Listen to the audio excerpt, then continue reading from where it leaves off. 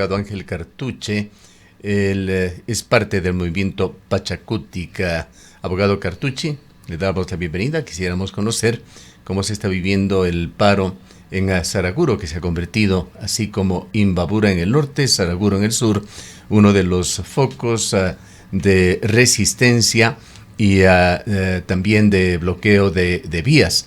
El gobierno aparentemente utiliza también la estrategia del cansancio para tratar de que se extinga el paro, además de la mano dura que ha venido utilizando para disolver manifestaciones o evitar bloqueos. ¿Cómo está la situación en Saraguro?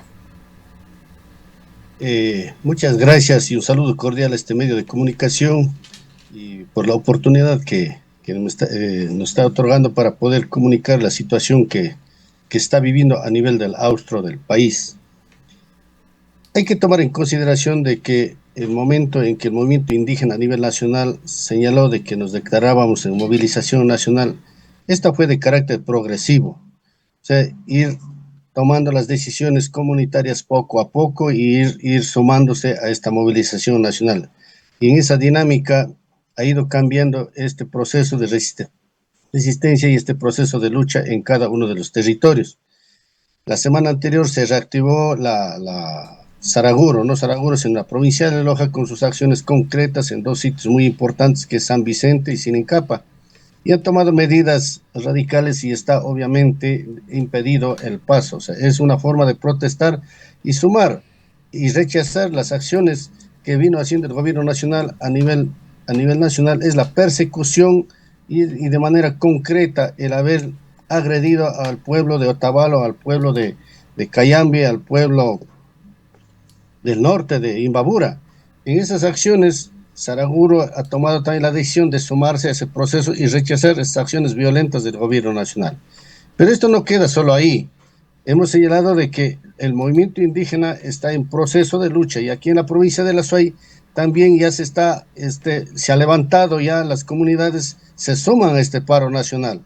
Es decir que en los inicios, obviamente, hubo acciones de persecución, acciones de criminalización a las protestas, obligaron a retrotraer a las comunidades, pero sin embargo, el llamado a la movilización nacional no ha quedado ahí, en que nosotros hemos quedado quietos en las comunidades. Se han retomado a tomar reuniones, a acordar de manera colectiva qué es lo que se va a hacer.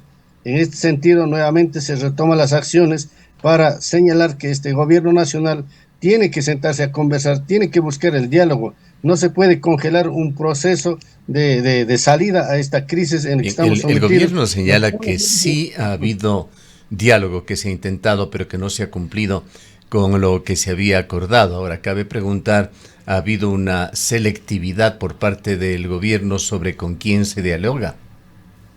Exactamente, a eso me iba. El llamado a la movilización nacional, al paro que viene haciendo el movimiento indígena, es un paro a nivel nacional, no es un paro a nivel local. El gobierno nacional pretende dividir al movimiento indígena y ha focalizado simplemente a buscar y a escoger con quiénes va a dialogar. Ahí no toma las decisiones la dirigencia con quien dialoga, sino toma las decisiones las bases, y las bases han señalado que no ha habido un diálogo con quienes debe sentarse a dialogar el gobierno nacional, sino un acuerdo con personas. Por lo tanto, se ha deslegitimado ese diálogo y se ha retomado la movilización nacional. Llevamos un mes en este proceso de lucha y el gobierno nacional ha señalado, ha minimizado, no ha querido dar oídos y últimamente ya ha dejado de dar dádivas, simplemente ha caído en el ámbito de la amenaza de que va a perseguir y está en una campaña abierta para beneficiarse en el proceso de la consulta popular y constituyentes. En este criterio, en este sentido, las comunidades, las organizaciones han dicho se tiene que retomar el diálogo, pero con las dirigencias que realmente son parte de este conflicto interno, tiene que llamarse a sentar y tiene que sentar a conversar con las dirigencias nacionales, no con las dirigencias territoriales. Para eso son los dirigentes nacionales quienes convocaron. El gobierno nacional, a través del ministro Reinberg, lo que ha hecho es sectorizar y sentarse a dialogar con personas y tratar de construir una línea discursiva y señalar de que ya se ha levantado el paro y que han llegado a un acuerdo, pero no han presentado ningún documento en donde se haya firmado y qué es lo que se ha acordado. Entonces esos vacíos como lleva a la desconfianza que se tiene ya en este régimen de que no se puede confiar lo que se está dialogando y lo que se está resolviendo. Doctor Cartuche, muy buenos días. Creo que todos los ecuatorianos, las ecuatorianas apelamos a un diálogo sensato, transparente, que efectivamente conduzca a la resolución primero de la situación conflictiva y tensa que estamos viviendo en este momento, pero además a la resolución o al menos abrir caminos para solucionar los problemas apremiantes que en este momento tiene el país y que estamos enfrentando los ecuatorianos: la violencia, los problemas en salud, en educación, la misma pobreza, la falta de empleo y muchos más. Pero nos preguntamos ¿cuáles cree usted que son los caminos precisamente para este diálogo? Usted ya ha dicho que debe llamarle el gobierno a la dirigencia nacional en este caso, pero ¿cuáles son las posiciones que el sector indígena estaría dispuesto a ceder para poder sentarse a este diálogo, y cuáles consideran que son las posiciones o las acciones que el gobierno debería ceder para poder sentarse? Y si considera además usted, doctor Cartuche, que es necesario la presencia y la participación de mediadores, la iglesia, la academia u otros sectores que ustedes consideren, quizás organismos internacionales, que podrían ser parte de este proceso, o de un proceso como el que en este momento efectivamente el país necesita. En primer lugar, el gobierno nacional debe garantizar y ya debe detener la persecución y la criminalización de la protesta social. Nosotros estamos ejerciendo un derecho constitucional y en ese sentido hay que señalar de que en este proceso de movilización de la lucha del movimiento indígena ya ha dejado 3 fallecidos, y eso responsabilizamos al gobierno nacional por haber exagerado en los procesos de represión a la movilización nacional. Y eso no lo digo yo, sino lo dicen los organismos internacionales y los organismos de derechos humanos. En el tema de mediación, obvio que debe haber un tema de mediación aquí, pero con todo el respeto que se merece la ciudadanía, no puede la Iglesia Católica ser parte de este proceso de diálogo, porque ya hemos visto en situaciones anteriores, la Iglesia ha participado y a su vez simplemente convierte en un mediador, y las cosas que se acuerda queda ahí. Entonces deben intervenir aquí académicos, universidades que ya han hecho las propuestas, pero que el gobierno nacional hace de oídos sordos, o sea, no les da la relevancia ni la importancia de querer escuchar a los académicos ni a las universidades para poder sentar en este proceso de diálogo y resolver estas demandas. Tampoco existe un planteamiento claro del gobierno nacional. Lo que existe es imposición autoritaria de las medidas económicas, y que no va a revertir lo que ya ha decidido o lo que le han dispuesto que el Fondo Monetario Internacional haga en contra del detrimento del pueblo campesino, de los pueblos más desamparados de este país. Entonces esta política simplemente está cumpliendo cabalmente las políticas del Fondo Monetario Internacional y no da solución a las necesidades que estamos viviendo en educación, que estamos viviendo en salud, que estamos viviendo en producción, que estamos viviendo en vialidad. Entonces, esta eliminación del subsidio no tiene sustento suficiente de una política social para compensar a las necesidades que hoy estoy anunciando aquí. Quisiera preguntarle si es que el pueblo de Saraguro, abogado Cartuche, quisiera preguntarle, abogado Cartuche, si Saraguro tiene, además entendemos de que respalda las posiciones y la agenda de la CONAIE, si es que Saraguro tiene una agenda propia, particular, pues el austro del país no refleja la realidad del norte. En primer lugar, o sea, la agenda a nivel nacional está planteado, no puede manejarse agendas territoriales. En este caso, la agenda que se maneja es sumarse a la movilización nacional, sostener este proceso de lucha hasta que el gobierno nacional se siente y escuche nuestras demandas. Eso está planteado en la agenda. Ya, no solamente perdóneme, yo le pregunté una cosa, que es la agenda de Saraguro, si es que existe, o del austro del país, pero usted señala que está de acuerdo totalmente con la CONAIE, lo que querría decir que usted también está de acuerdo con ese pedido de que se eleve el salario básico a $650. Ese es un planteamiento de última ratio, o sea, eso no se ha debatido. Claro, eso es un planteamiento que hace la dirigencia nacional. Es una improvisación del señor Vargas. Puede ser, o sea, se puede tomar porque no se ha debatido esas circunstancias, pero detrás de eso hay una demanda planteada inicialmente. ¿Cuál es la demanda? La eliminación del decreto 126 que le elimina el subsidio. A raíz de eso se han ido planteando otras demandas, como es el demanda en la educación, en la salud, en la vialidad, en las necesidades de compensaciones políticas. O sea, hay una agenda planteada. Frente a esa agenda, Saraguro, en el diálogo que hizo en días anteriores, también planteó una agenda relacionada al tema de la atención en la vialidad. El tema de la vialidad, el tema de la educación, el tema de las compensaciones en el sistema productivo. Todas esas circunstancias tienen una sola agenda y una sola línea, y en la misma línea y en la misma vocería se está haciendo y se está haciendo esta plataforma de lucha. En cuanto a el paro y la serie de demandas que ahora se van matizando con estas ideas, como usted sugiere, de última hora del señor Vargas, ¿cuál es la principal demanda, lo realmente importante que aún no ha sido atendido por el gobierno?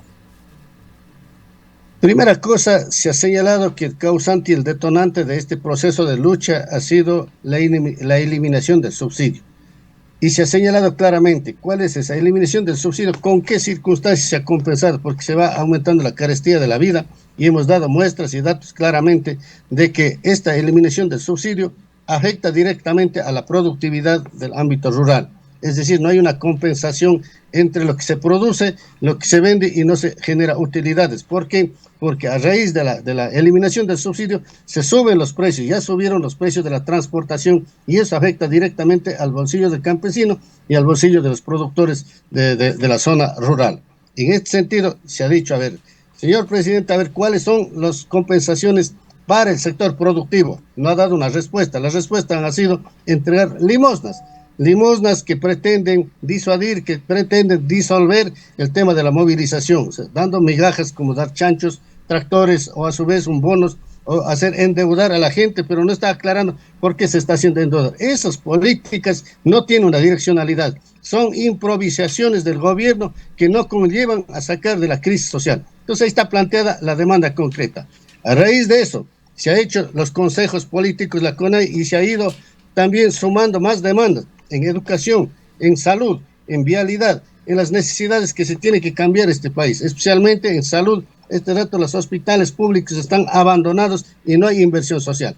Aparte de ello, hay otra demanda también que se planteó, que es objetiva, si es que se tomara de un buen lado. Se subió el IVA del 12 al 15%. ¿Cuál fue el discurso para justificar esta subida del IVA?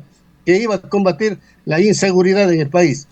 Ese dinero se ha utilizado, se ha invertido para combatir la inseguridad, pues no hay resultados. Al no existir resultados también se convierte en una demanda. Pues no puede endosar nuestros procesos de lucha como que nosotros somos los sectores violentos. Más allá de los resultados, abogado Cartuche, hay un grave problema con el gobierno, es que no rinde cuentas. Todo puede estar justificado, elevaciones del IVA, medidas como la elevación del diésel, etcétera, pero siempre y cuando existan cuentas claras, se dé cuenta a los ecuatorianos de qué está haciéndose con todo ese dinero que significa fuertes sacrificios, fuertes aportes del pueblo. El pueblo ecuatoriano aceptó la subida del 12 al 15%, como sea, pero se la aceptó y se le dio la oportunidad para combatir la inseguridad en el país. No existen resultados, siguen ensangrentadas las calles del país, se siguen asesinando aquí en Cuenca mismo, cuántos asesinatos se han cometido en esta semana. Entonces, ¿dónde está combatiendo esa inseguridad? ¿Dónde está la fuerza militar? ¿Dónde está la fuerza policial? Pero en cambio, cuando un pueblo levanta y reclama rectificaciones, lo primero que ha hecho es militarizar los territorios, las comunidades y agredir de manera bárbara, inclusive asesinar a nuestra gente. Entonces ahí está el punto de quiebre. Persona que asesina, hoy dice que ya no quiere dialogar y nos culpa, que somos culpables el movimiento indígena de lo que vaya a pasar a futuro. Perdone, estamos viviendo en un estado democrático, hay un gobierno que tiene que responsabilizar de la situación económica del país, no nosotros. El gobierno tiene que dar respuestas concretas en este asunto. Hay otro tema muy importante. El tema hace una semana atrás recibió un desembolso de $600 millones del Fondo Monetario Internacional y el gobierno nacional ha dicho, bueno, seguimos endeudando en el país, sigue la crisis social, ¿y para qué ese dinero? ¿En dónde va a invertir? ¿Qué es lo que va a hacer? El país sigue endeudando y pagándose las deudas y el gobierno tiene que seguir endeudándose. Esas situaciones tiene que explicar al país y no ha dado ninguna explicación. No puede ser posible que se endeude para armar a la fuerza pública para reprimir al pueblo ecuatoriano. O sea, así se aparecería en este momento. Esas políticas obviamente no solucionan el problema que estamos viviendo. Ahora, doctor La Cartuche, radicalización. todo esto se da en un contexto de polarización en el país, pero además de un nuevo proceso electoral, una consulta que podría llevarnos a su vez a un cambio de constitución, a una nueva Asamblea Nacional Constituyente. Ustedes han propuesto, va a ser la campaña electoral muy corta, no obstante, ustedes se han propuesto promover el no en esta consulta popular. Así es. En este proceso de la lucha social también ya se incluyó una demanda más, el trabajar por el no, y que ha sido tergiversado por el gobierno nacional al señalar de que este paro ya no es un paro por las demandas sociales, sino es una demanda política. Todo tratan de tergiversar. Pues hay que señalar claramente que el gobierno nacional pretende desmoronar o desmontar la Constitución, que es garante de los derechos, que ha sido fruto de la lucha social del movimiento indígena, porque ahí tenemos derechos que nos garantiza el derecho a la consulta previa, libre e informada, el derecho a la consulta prelegislativa, el derecho del ambiente, el derecho del agua. Todos esos derechos no pueden constituirse la piedra en el zapato del gobierno, y hoy pretende hacer una constitución a la medida del régimen. Eso implica de que si esta consulta logra el gobierno nacional pasar, implica de que aquí a 4 años más un gobierno vendrá, otro gobierno, y dirá que esta constitución no me sirve, y podrá elaborar otra constituyente y elaborar otra constitución. ¿En qué situación estamos cayendo? Yo creo que aquí el gobierno nacional tiene que sentar y respetar los mandatos constitucionales, el Estado democrático que estamos viviendo en este momento, el Estado plurinacional e intercultural. Mas no podemos estar pensando en volver a un Estado legislativo del año 98. Son circunstancias que nos permiten, que nos obligan a las organizaciones sociales a levantar nuestro proceso de trabajo y decir no. Primero no, ¿por qué? Porque no hay educación, no hay salud, no hay trabajo, no hay seguridad, entonces hay que votar no. Ahora, abogado Cartuche, volviendo al tema del paro y a este congelamiento que se ha dado de el diálogo expresado en lo que señaló el ministro Reinberg el día de ayer, en el sentido de que cualquier cosa que pase será responsabilidad de ellos. Ellos, me imagino, se refiere a los dirigentes del paro, particularmente a los dirigentes indígenas, particularmente a los dirigentes de Imbabura que habrían cosido ese diálogo que no progresó.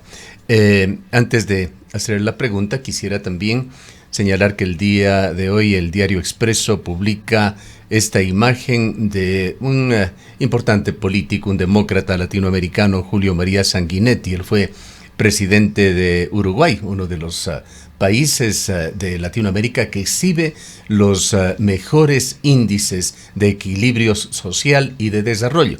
Sanguinetti muy sabiamente dice esto, que lo pone entre comillas el diario Expreso sobre el paro en Ecuador. El más fuerte tiene la obligación de dialogar. Si el gobierno desiste del diálogo, entonces, ¿cómo se van a llegar a soluciones? Es lo que nos preguntamos, razón por la que ahora sí le hago la pregunta a usted. ¿Considera que el gobierno en realidad lo que está haciendo es jugando, como se dice en el argot del póker, faroleando un poco con este tema, o efectivamente el gobierno quiere cortar el diálogo, lo que sería una situación muy grave? Es parte de una estrategia del gobierno esto de el silencio para tratar de agotar a la contraparte en el paro. En primer lugar, hay que tomar en consideración que el gobierno nacional viene aplicando estrategias disuasivas, improvisiones que no le han dado resultados concretos. En este sentido, ha tratado de minimizar la lucha del movimiento indígena, y en esa minimización no ha logrado consolidar su posición política.